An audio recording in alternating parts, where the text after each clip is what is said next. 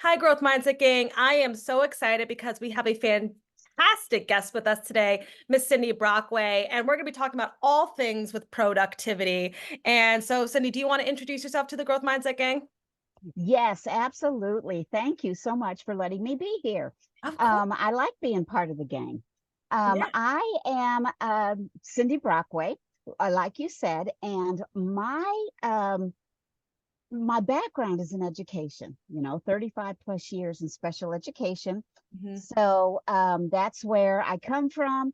And in 2020, I retired early, and I've been taking my gig on the road ever since then, helping people with productivity, with mindset, and probably one of the most exciting things that I like to do is help teachers infuse that inner peace and sustainable success strategies into their everyday life.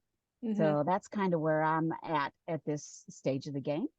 I love that because as a fellow educator myself, I mean, when I found out you were a teacher, I was like, yes. And so many teachers do listen to this podcast. So your insight and your input are going to be so heavily helpful in this conversation because I agree that with teacher jobs and so many of the jobs, I have a lot of nurses, who listen to this as well. And, corporate Hmm. 9 to 5. And we always get so caught up in just like this buzzword that has been burnout and being like overproductive and not how to balance our priorities and really just coming home from work exhausted. Like I would come Hmm. from full day of teaching and I couldn't even talk to my fiance Nate. I was like, don't look at me, don't talk to me for at least 30 minutes because I was just so right exhausted. It was kind of like that decision fatigue that you make so many decisions in a day, like Hmm. micro decisions that when I come home, like, he's like, hey, what do you want to have for dinner? I'm like, I don't even know.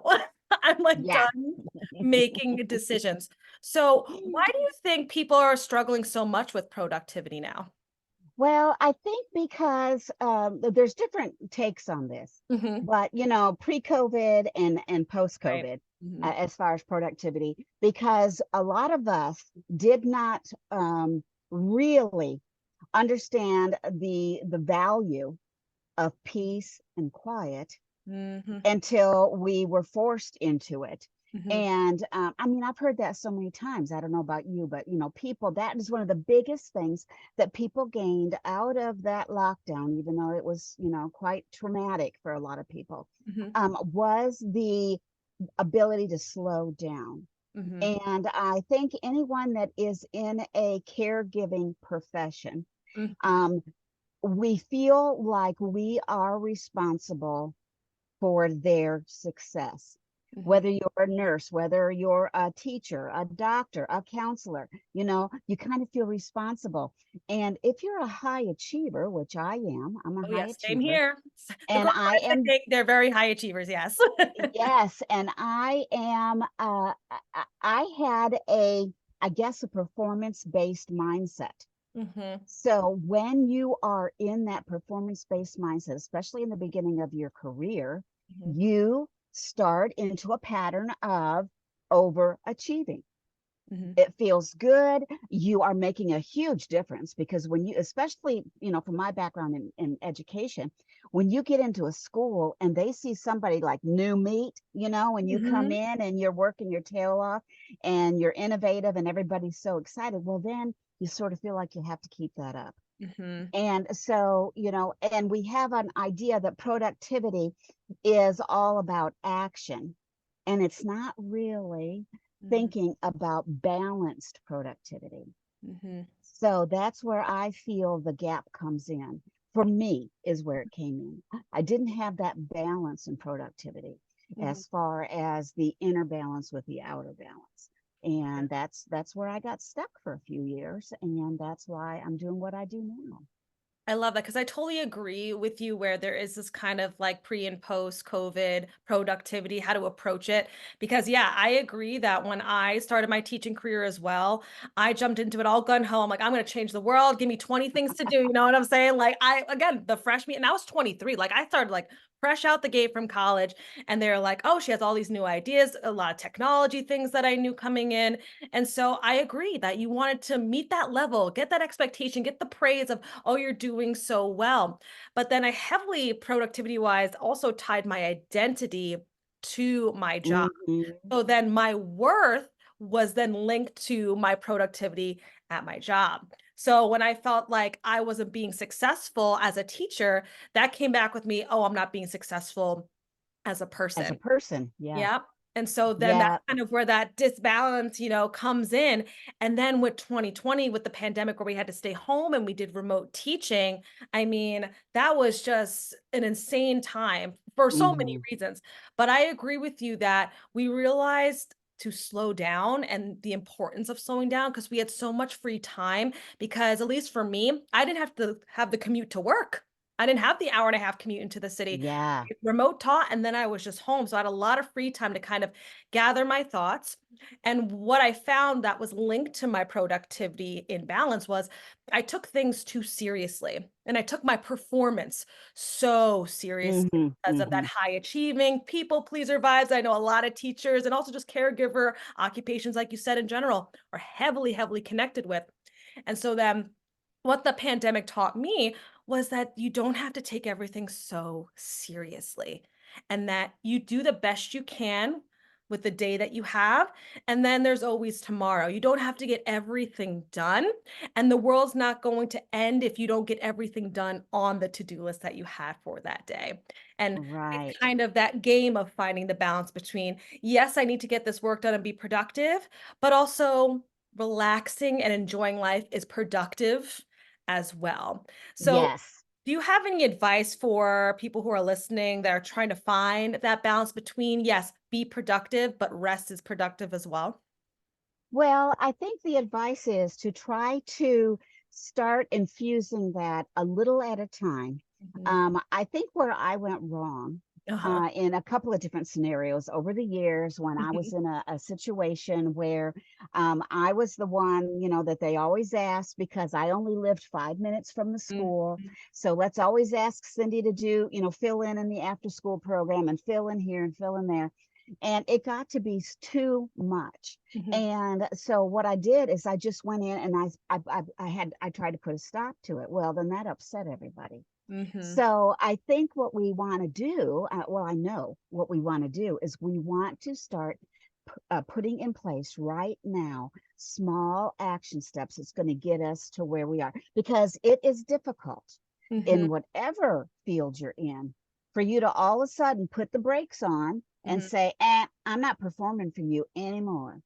You Mhm. know, you want to um, kind of gently glide into it, and Yeah. it's a little bit of a juggling act, but yeah, for just to start slowing down, start being an example for people, and don't feel the guilt. I mean, that's what I felt. Yep. I had a lot of guilt, and what I know now is that that's not, that's from your past. I think that's from expectations from others. Mhm. It's not you and your God Mhm. doing what needs to be done to meet the needs of your children or the person you're taking care of. So definitely start slow, but don't just um, not start at all because you figure there's no hope. And that's kind of the way I felt for a while. I don't know about you. Yeah. I felt like this is just the way it is when you work for the school system, Mhm. you know, and in a lot of places it is the way it is. Mhm. So you're going to have to decide ahead of time,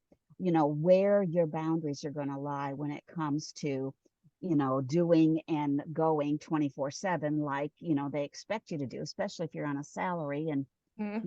they don't have to pay you overtime. Right.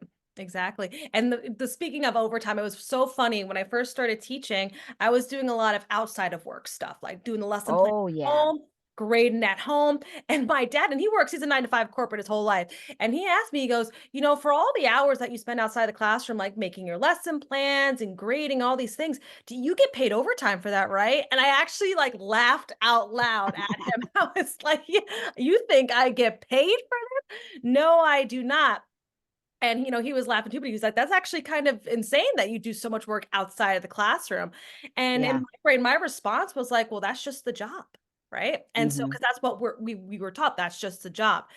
And I soon realized that, when I was honestly like maybe 24, 25, coming home exhausted, that was kind of my moment where I was like, I need to start like putting some sort of boundaries in place, like before COVID even happened. Like, let me put some pump the brakes a little bit and see kind of Mhm. do those little action steps of setting boundaries.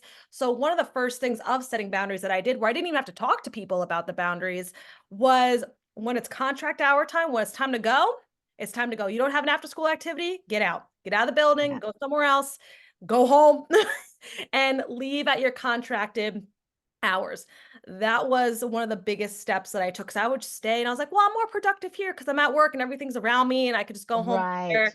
And that just wasn't working because I was then staying longer and then I would feel guilty because I was like, "Oh, I even stayed longer and I still didn't get the amount of work that I wanted to get done." That still was holding on. So leaving at contract hours, you're paid from this time to this time. See you later. I even knew some teachers that would get there super early before school even started. And I'm like, what are you Mhm. doing? I was like, I'm not getting here earlier. That is not happening.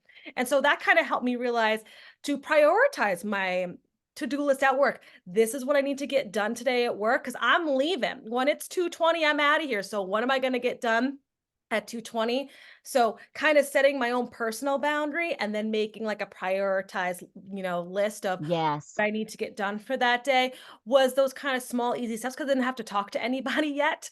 But I remember the first time I actually had to say no to actually an administrator about something, and it was summer school. So Mm. and I was fresh meat, and so they came to me, very nicely, was like, "Hey, are you interested in doing summer school?" And I told him, I was like, "No, I can't do it." And she kinda looked at me, and I was like, "Listen, I have an hour and a half commute, and I'm not doing that over the summer because I have other priorities, so I will not be doing summer school." And she was like, "Oh, okay, understand." And she walked away and, found somebody else. Like, that was the Yeah, first time I had yeah. to be like, "No, I am gonna prioritize my time because I enjoy teaching and I will be teaching while it is school hours, but the minute it's contract hours are over and it's also summertime, it's then time for me and the things that I enjoy beyond, my teaching identity. But heavily in our careers and so many, multitasking is the big thing. Mm, Right? mhm. And everyone said, "Oh, Yes. multitasking is the best thing you can do," especially when it's women, like, we're kind of always bragging like, "Oh, we can multitask, we can get so many things done." So, do you have any, insight on why multitasking actually hinders our productivity? Well, there's lots of research out there about Mhm, multitasking and how it does hinder your productivity.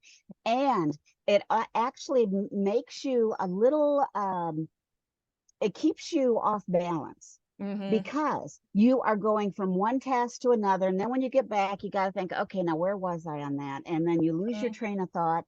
And then you're trying to get yourself back. And then some of the anxiety sometimes sets in. And, we feel like if we multitask, that we can get a lot of things done at once. And there are times, sometimes, when you have to kind of table something to do something that's more urgent.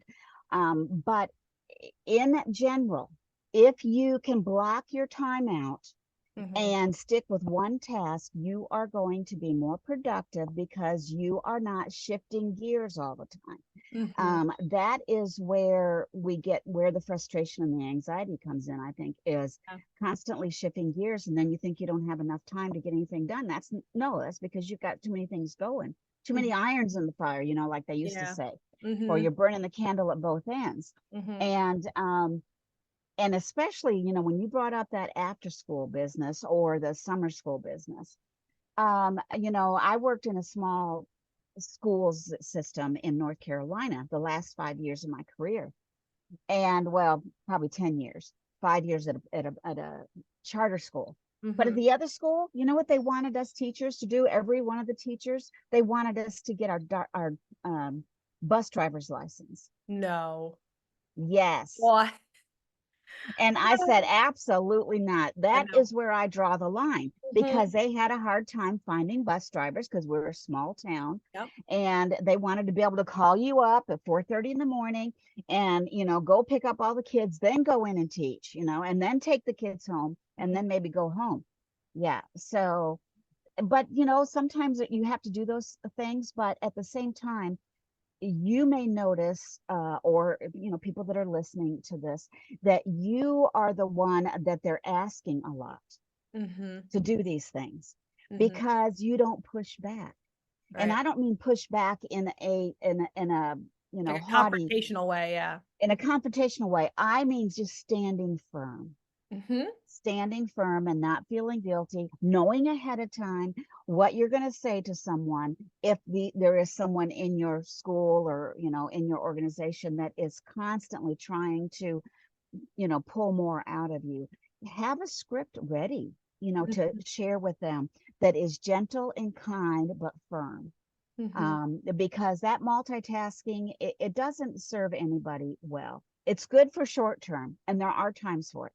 But when you do it long term, you are asking for trouble, mhm. emotionally, physically, and sometimes even spiritually, Yep. when you are just stretching yourself too thin to even think straight. Mhm. And I agree with that because, one of the, sayings that have saved me, and then people have heard this saying a lot is like, you can't pour from an empty cup. And I think Yeah. heavily, especially in the caregiver jobs, we're always like pouring out like the halfway cup. Like we get a little, just when we thought we caught up with ourselves, we get Yes. right back into it. And there is a lot of guilt that swirls around where it is sometimes we make it in our brains hard to say no because we just want to be so helpful. I mean, that's why we're in those types of Yeah. careers, right? Because we want to help people. So it feels very unnatural for us to quote unquote not be helpful because we can't do something that someone's asking us of. So Hmm. do you have any advice for people to help them when they are feeling guilty that, they stayed firm, they're like, I just can't do this, but then they go home with the guilt. How can people cope with that in order to kind of get more comfortable with setting those boundaries and being firm? Right. I think it takes practice, to be Mhm, honest with you. It does take practice. And you've talked about before, you said you kind of lost your identity, mhm, or your identity was tied to your performance. mhm, We need to protect our identity. mhm, And in order to be able to protect your identity and to keep keep yourself in a space where you are pouring from a cup that's full as mhm, much as possible, is by protecting your identity mhm, and knowing that there's a difference between, you know, your self-image and your identity. And there, I have a little conference that I do on the difference between our self-image and our identity, because the self-image is kind of something that has been shaped for you over mm, the years. In the field of education, the identity of a teacher looks like this, right. Mhm, and that's kind of the way it looks. But your own identity is something you shape. mhm, And so, and who else is going to do it if you don't? mhm, So there is going to be guilt, but over time, you are going to be able to discover where that sweet spot is for you, mhm, because you are giving it prayer. You are getting, in my experience, you're getting confirmation from God that yes, you are a valuable person, mm. and you need to take care of yourself as well. And you kind of rub off on people. Yeah, You really do. They see you're calm. They see, and not that you are calm and you're bailing out all the time on, responsibilities at school, right. but that you pick and choose which ones are going to be the best use of your time and their time. And it's almost like, it's a communication thing too, Mhm, making sure that you are able to communicate clearly, and be assertive, but not aggressive. mhm, So, those are ways, once you learn how to communicate your preferences in a way that feels comfortable for you and is not threatening to the other person, mhm. you'll be surprised what all you can, you know, ease over on things.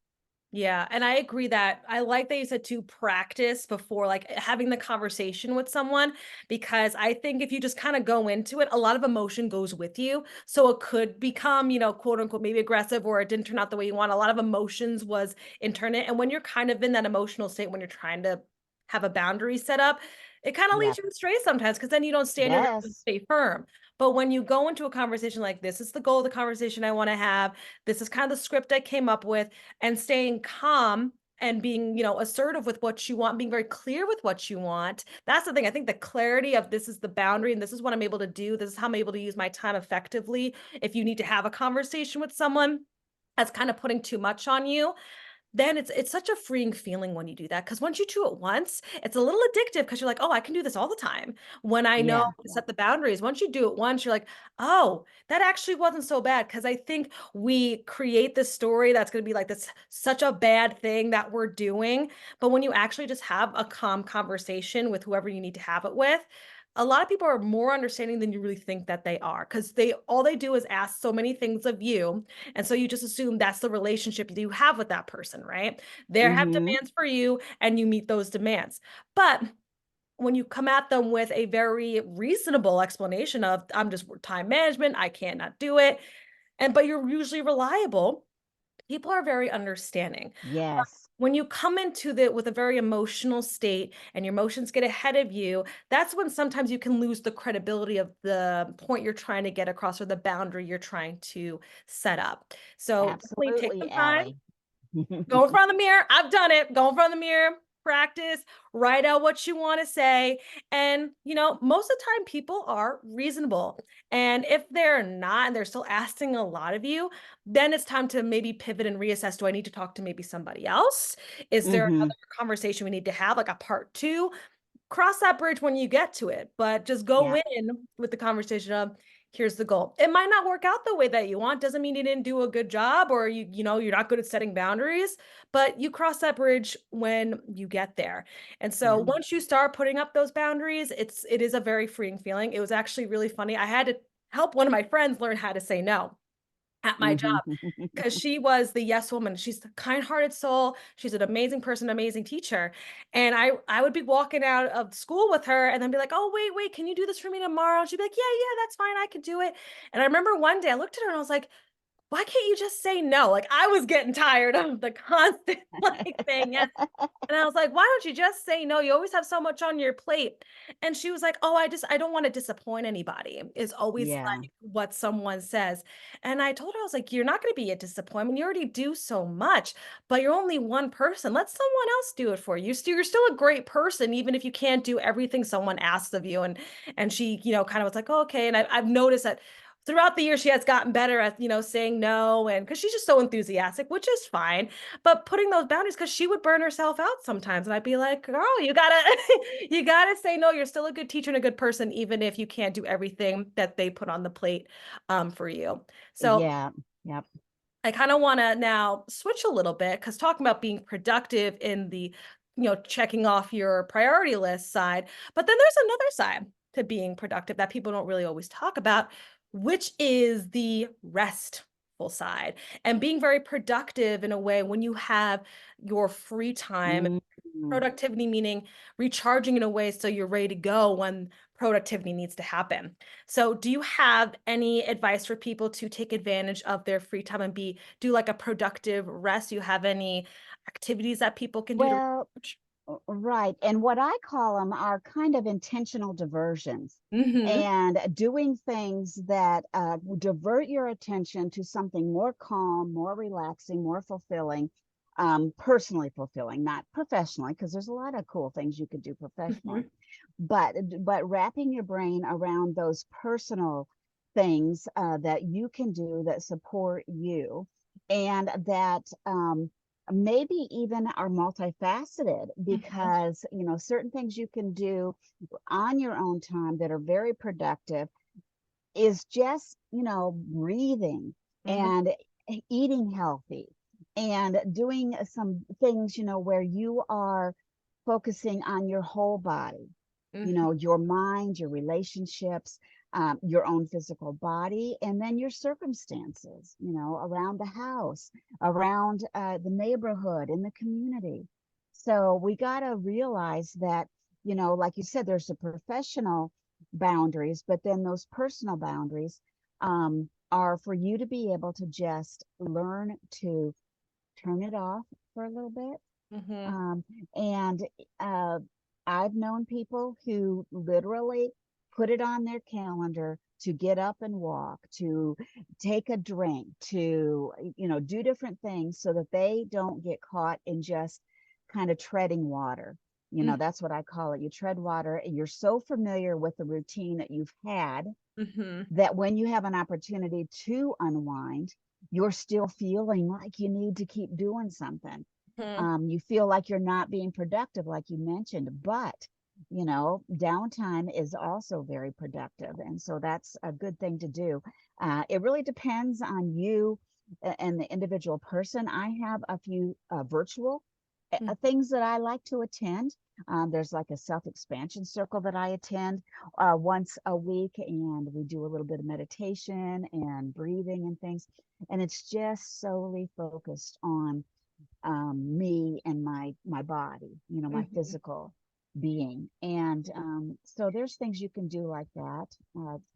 And that's kind of what I would recommend, Mhm. finding those things and doing them routinely. Yep.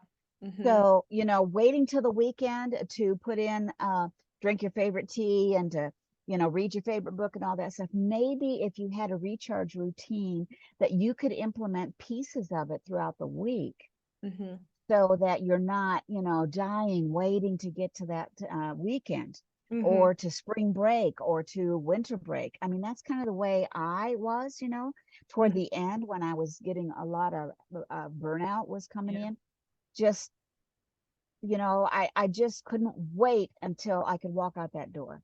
Mhm. And you could even do things within the school day, and Mhm. which is what I started doing later on when I started, setting these boundaries, Mhm. is putting everything down on my desk, and I would just walk the parking lot Mhm. and just get out in nature, see the kids. And so there's things you can do even amidst your day that can help break up that heavy load that we high achievers Mhm. often put on our shoulders. Yeah, and I love that you said that where a lot of people are always we're crawling to the weekend because we're so burnt out throughout the week. And I think it's such a good idea to put, self-care habits, whatever you want to call them, slow down habits within your daily routine because that also like recenters you and recharges you. Because what I think happens a lot, people come home from work, they're exhausted, they sit on the couch, they put on Netflix or they scroll on their phone, they maybe cook dinner, maybe get takeout, and that's kind of it. And so then you Yeah. get a lot of that screen time, and that's good in like different spurts and everything. Not saying don't watch TV and don't look at your phone ever, but everything in moderation. And so I kind of agree with you that I started doing the same thing where I would come home really exhausted. So I wanted to make sure I put in habits throughout the day to maybe connect with the mind, the body, the spirit, so on and so forth. So things that have helped me has been, doing workouts. So I would come home, I would be exhausted, but you know what? Instead of maybe doing a high intensity workout, I do some yoga, some Pilates. So I'm still doing some movement or I go for a walk, but it's calmer movement. And there's not Hmm. such high achieving when you're doing, yoga or Pilates or going for a walk, put a podcast in and just walk around the block and get some sun. And, even with, during the day, whether it's at school, hospital, office building, take your lunch. If it's nice outside, go outside, take a lap. Yeah. Even if you walk the hallway, there's been plenty of times where I'd be just like working in a prep period. And I was like, you know what, I got to get up. So I just take a lap around the hallway, like do a little circle and go back in if I could. And really putting in those times throughout the day to slow down and recenter yourself. And so you don't overwhelm yourself. Because I think Hmm. the burnout really happens is you're doing way too much than your brain even has the capacity to even do in that moment. Because in our society it's that hustle culture of like you got if you're not doing anything you're lazy, you always got to be doing something, Hmm. you always got to Hmm. be productive. And I feel like especially for women it's very heavily put into not only do you have to hustle and in the workforce, but then you got to come Yeah. home and still hustle. You got to come home, there's laundry Yep. to be done, you got to cook the dinner, you got to clean up. So I feel like our women, our brains are never stopping. So when we do stop, we then have the internal monologue, especially for high achievers, being like, oh, well, I guess we're lazy. I could be doing, how many times I've been sitting on Yeah. the couch and I'm like, man, I could be doing 20 other things right now. But then I have to remind myself of, yeah, but like you could be doing 20 other things, but you can also be doing this. And Hmm. this is a lot better. So do you have any, advice or tips for, you know, helping women stop that internal dialogue if you're sitting down actually relaxing and maybe reading a book, having your tea because you enjoy it and it's your slow time, but you still have that background conversation. How do we have a better conversation in our minds so we can actually slow down and enjoy ourselves? Right. Well, I think there are a few ways you can do it. Mhm. And I know right now, um, affirmations are big. I suppose they've been, big for a while. Mhm, But certain affirmations that you have, I have actually a deck of cards that my clients get that mhm, have affirmations in there for every part of their life, for their brain, for their um, body, for mhm, their friendships, and for their circumstances. mhm, And so you can use those for one. You can enjoy some aromatherapy mhm, and things that can help calm your thinking down. mhm, Prayer, certain verses. mhm. I'm big on the five senses. So Yeah. I have what I call a five senses recharge routine. Mhm, And as many of those five senses that I can get in after work or after, a busy conference or whatever, as many of those senses that you can get in, mhm, you are going to feel the calm. And it's like you're stretching out a tight balloon. You're mhm, tight, tight, tight. But the more you stretch it, you're not breaking the balloon, you're not ruining it, you're actually making it easier to do its job, mhm, because you're stretching it out. So we're kind of expanding how we look at things.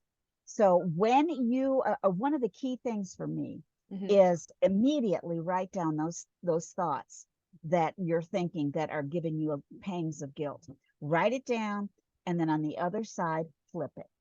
mhm, Automatically flip it or ask someone's help to help you kind of flip those scripts. And mhm, that's something I've been doing for a number of years, even in not just in my workplace, but in relationship with my kids and when they became teenagers mhm, and then young adults and we were having issues and stuff. You know, Learning how to flip the script so that you are supportive but not enabling. mhm. And we kind of say that to other people, but how about ourselves? Right. Are you enabling yourself to take advantage of your body, Mhm, by not getting, uh, feeling comfortable with that downtime? mhm, Um, Guilt is a complex subject.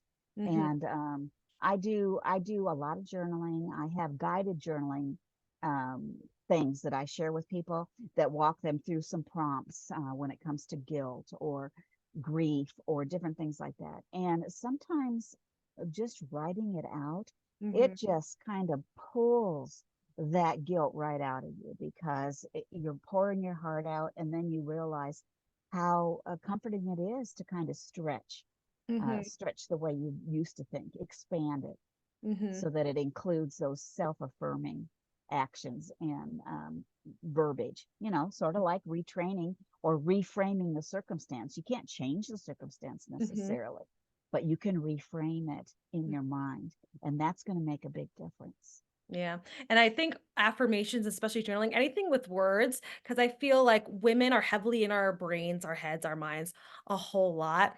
And really refocusing on getting back into our bodies, because I think that's when we get really calm. So when we're writing or when we're talking, we're within our body. And so I've done journaling a whole lot too. That was actually one of the first like self-care steps I ever started doing Hmm. was it was journaling. I'd do it on the weekends. It'd be a beautiful Saturday morning, have my coffee ready to go. And I'm like, all right, I'm going to journal for 10 minutes, see what comes out. It wasn't structured or anything. It was just a brain dump. Let's see what Yeah. happens. And you're right. Like when you put it like pen to paper, I don't know what it is, but something just, it goes out of you and you feel so much lighter after you do a little journal session with you or saying kind words to yourself. I'm a words of affirmations girl as a love language. So as a high achiever, praise. So, when I was saying, I would literally say out loud, like, it's okay to be sitting right now. It's okay to read your book. It's okay that, you didn't get what you thought you wanted to get done. I would always tell myself the new phrase was, there's always tomorrow. There's Yeah. always tomorrow, especially in the teaching world. You didn't get those copies done today. Don't worry, you still got tomorrow. You can make the copies tomorrow. Don't even worry about it. And talking yourself down from the edge of being like, oh, I'm sitting and I'm reading, but then I'm reading and I'm thinking about 100 other things. And I'd be like, no, you're in this book right now. You're in the moment Yeah. now and being Hmm. present, like working with being present with yourself and enjoying that downtime and not having this, inner critic dialogue of like, oh, you can be doing so many other things. Why are you slowing down? But it's okay to slow down and relax and enjoy. If Right. you have alone time, it's great. And, scheduling time, I always say everyone has the same 24 hours. So if you need to schedule your slow down time at different times of the day. Maybe it's in the early morning or maybe it's late at night. Give that time for yourself and do that journaling or, look at the affirmations or do a meditation, whatever works for you. Like you said, I love that you did that, the stretching out the balloon, because I feel like that's what we feel like a lot of times. Mhm. And then when we relax, we actually, get to know ourselves a little better too when we have that moment with ourselves and realizing that you don't have to work so hard to deserve the free time. I think we're taught that a lot that, oh, you got Yeah. to work hard, then you get to play hard. And it's like, well, you can work a decent amount and then relax. It's okay. Like you don't need to do X amount of things to deserve your relaxation. You deserve Yeah. relaxation no matter what. You don't have to earn it. Mhm. You don't have to earn it. It is your birthright. Mhm. That's right. Um, yeah, and, I think that, one thing that has helped me and students over Mhm. the years is, a timer. Yep. Mhm. Because, for the students, it's like you got a timer to tell them how long they have to work. Mhm. But for us who are workaholics, Mhm. sometimes, Yep. the timer is going to let us know how long we can rest. Mhm. And I do that a lot on my phone. I will Mhm. set the timer and say, okay, your next appointment is at this time. Put the timer on and don't think about it. Mhm. Just relax. Do something, take your mind off of some of this other stuff because I feel anxiety creep in Yep. when I'm constantly watching the clock. Mhm. And so I've learned to use the timer. I'm the queen of timers. I had timers in every corner of my classroom. Mhm. And my kids, when I'd use the timer at home, they'd be like, Mom, this isn't your classroom. I said, no, but the timers go with me wherever I go. Mhm. Yeah, and that's a really nice step too, where it's like, oh, you have 20 minutes between, one task and the next. Put the timer for 20 minutes, put it on your phone, and you're good to go. Like I've done that too, where there'll be times where, like, even when I'm, planning something, I'm like, all right, you have 15 minutes to relax. Okay, you just finished making a task. Let's put 15-minute timer on. Let's sit and relax. And maybe relaxing could maybe go on your phone and check what's going on in the world. Maybe relaxing for that 15 minutes could maybe, if you want to just clean and like organize your space a little bit, and that's sometimes Yeah. therapeutic for people when they want to clean up their space. That's something you can do too. And it's funny because some people say like, oh, like if you do the time blocks or using a timer for like relaxing, are you like really relaxing? But people with high achieving, we love the structure. Like Yeah. we thrive. I thrive in structure. Like I'm the person on vacation that's like, what's the itinerary? What's the timestamps for the itinerary? Because we have so much going on in our brains with that anxiety, right? Because we always want to be productive, that the structure keeps us sane. So if we have to structure our rest time, at least let us enjoy it. And using a timer is totally fine. I've used it plenty of times and I'm still very relaxed, even with the timer. So if that's the little step maybe a high achiever has to take in order to enjoy the free time, Yep. use the timer, because I think when we are the workaholics and the high achievers, when we have unstructured time, that's where we get into like that freeze mode where we're like, oh, Yeah. I have free time. And I'm like, Exactly. what do I do? And we don't know what to do because we're so used to structure. So Yep. having a structured free time, that's okay too. There's no rules here with how you do your free time. It's okay. Yeah, exactly. You got to do what works best for you. And there's so many different takes on how you can relax and what constitutes relaxation. I mean, for some people, it's putting nail polish on, Yeah. you know, or whatever. There's lots of different things that you can do. I know sometimes for myself, especially when I was working and so many hours and things, and I did have to take work home because when you are an administrator and you have the federal government breathing down your back and you Yep. have the state, you've got paperwork and deadlines and all this stuff, and you got 10 days to respond to this, and you've got 30 Yep. days to get this written up and all that stuff.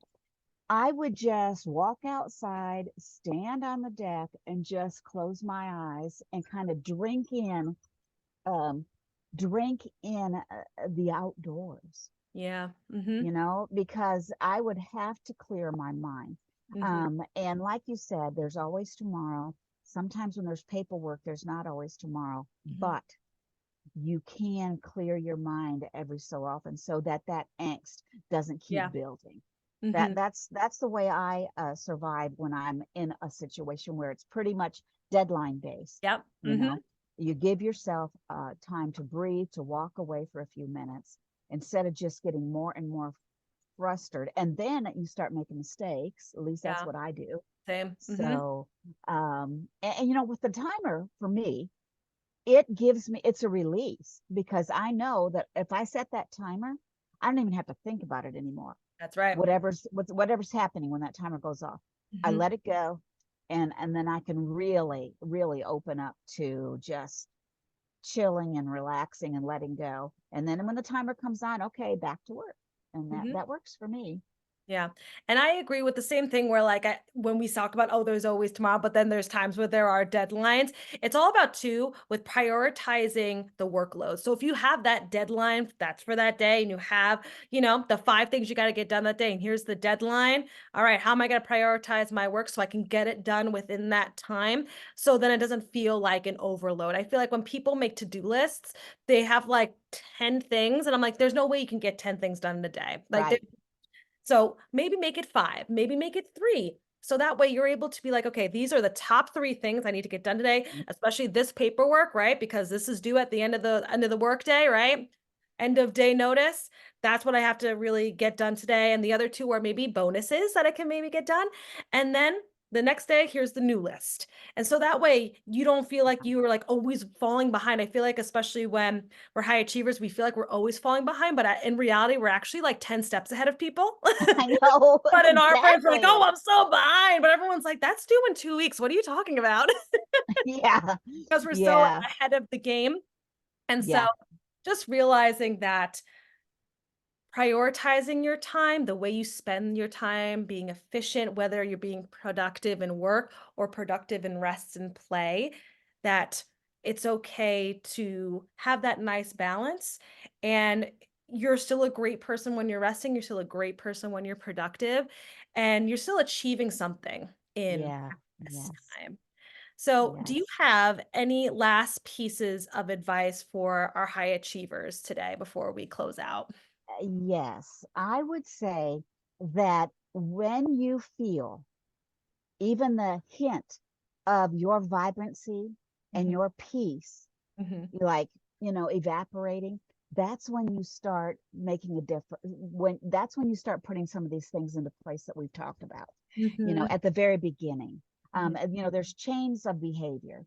mhm, And as you know from education and working with children, you mhm, know, if you intervene at the very beginning, when mhm. that behavior first hits, before they get to the no turning back, Yep. um, area, if you know what I'm talking about with behavior kids, Mhm, if you can see and be proactive and see, I can see it coming on and do something right then, it mhm, is so much easier to ease past the problem, mhm, and get them past it. But if you let it build and build and build, and you get to a certain point, then there's no going back, and you have a full blown, anxiety attack, or you can't sleep at night and all that stuff. So don't, your vibrancy and your peace should be at the top of your list mhm, so that you can emulate that to your clients or your students or your patients, whatever it is. Focus on that vibrancy and do what you need to do to get it forward. And if that means asking for help, listening to podcasts, do it. I mhm, just want to encourage people to do it. I always was telling myself, I don't have time, I don't have time, I don't have time. mhm, You do. You mhm. have time for what you make time for.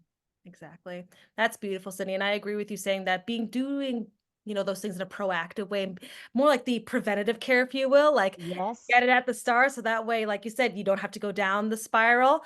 And I heavily agree with that because I think when you start feeling the itch and you're like, oh no, it's starting to happen, going at it and knowing here's my toolbox of all my coping mechanisms, what's going to help me in this moment so I can, go back on track and not lose, sight and get into that overwhelm.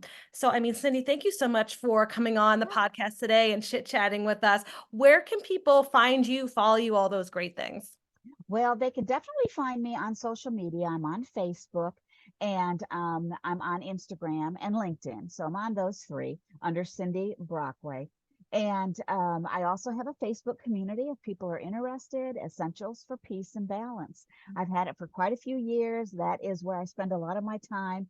And that's where we talk and share and support each other on all these topics that we've been talking about today. Mhm. Um, so that's how you can find me.